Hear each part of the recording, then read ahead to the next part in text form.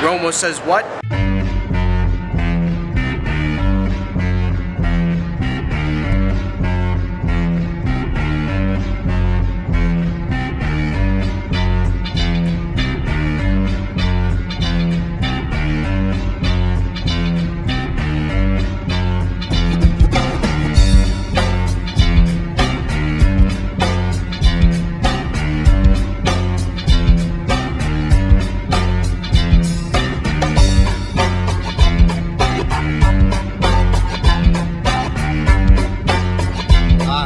Once again, it's that special time of year where the city of brotherly love isn't so brotherly. It doesn't show a lot of love, but for good reason. Because the city welcomes in the single most despised, detested, loathed, repulsive, I'm running out of words now. Hated arch rival in its city limits. Cowboys are in town, and the scene is set for a huge NFC East showdown. Sunday Night Football. The nation is watching. Everybody knows who's playing. Everybody knows who's playing Sunday night, but nobody knows what teams are showing up. I mean, honestly, it's the truth. That, my friends, is the biggest question. Are we getting the Cowboys team that found the way to blow it against the Jets? Or the Cowboys team that found the way to win against the Niners? Are we gonna get the Cowboys team that blew a huge lead against the Lions? Or the Cowboys team that beat the Redskins? Are we gonna get the Cowboys team that was scared to put the ball in the hands of Tony Romo at the end of the game, like against the Patriots? Or are we gonna get the Cowboys team that can ram the ball down your throat, like they did against the Rams? It's worth asking, what team are we gonna get? But look, in all truth, and in all fairness, same thing can be said about our Eagles. And with all the ups and the downs of the season, and there's been more downs than ups, it's a question worth asking. What Eagles team are we gonna get? Are we gonna get the Eagles team that won the first game of the season against the Rams? Or the team that got embarrassed by the Giants at home? Which one? Are we gonna get the Eagles team that showed exactly what they can do against the Redskins? Or are we gonna get the Eagles team that blew a fourth quarter lead, like they did against the Niners? Are we gonna see that Philadelphia Eagles team that plays aggressive football, fundamentally sound football, mistake-free football? Or we're gonna see that other team that has us at the bottom of the NFC East? Can't help but wonder, are we gonna see a Philadelphia Eagles team that learned and built upon what they did against the Redskins? Are we gonna see a Philadelphia Eagles team that is still undefeated after the bye under Andy Reid?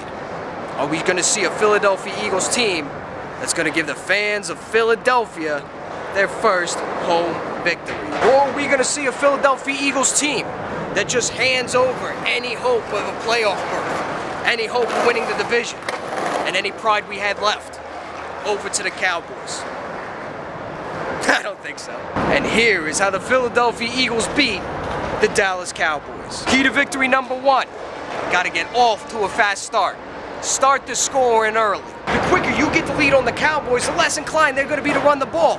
And the more inclined they're going to be to give the ball to Tony Romo. Put it in his hands. Let him try to win the game for them. And that's not to say that he can. But come on now. It's Tony Romo. Know what I mean?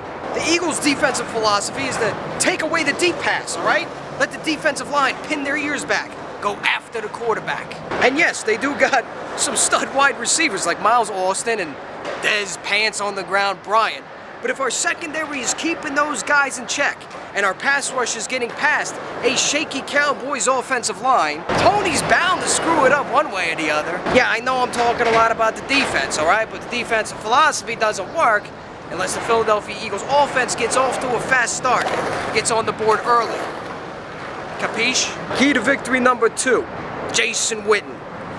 That son of a bitch freaking guy has been a thorn in the side of the Eagles for years. He's Tony Romo's security blanket. Tony's like Linus from the Peanuts cartoon, and Jason Witten is his old, smelly, booger-filled blanket. We've been gashed by tight ends all year. And Tony Gonzalez, all right? Freaking Vernon Davis.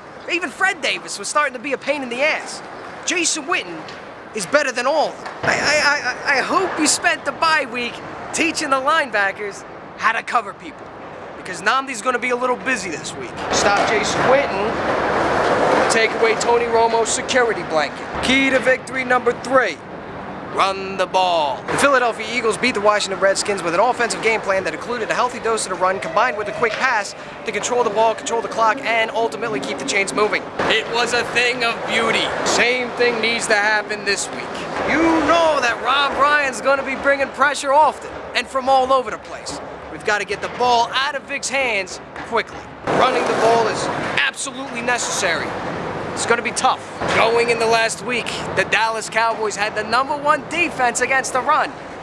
Then again, the Philadelphia Eagles had the #1 rated rushing offense.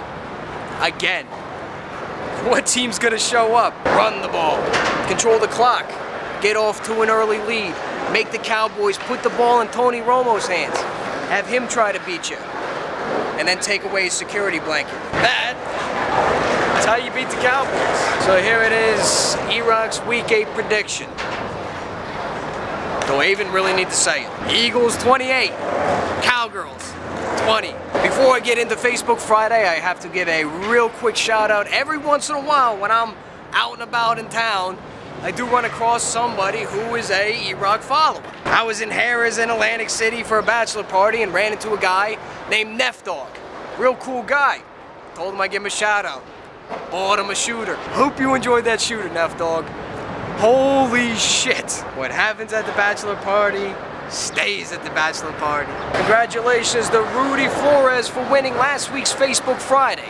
This week's Facebook Friday prize will be an Eagles team print signed by safety and the man who benched Rex Grossman, Kurt Coleman. And on top of that, an Eagles prize pack. So check out my Facebook page. I provided the link below.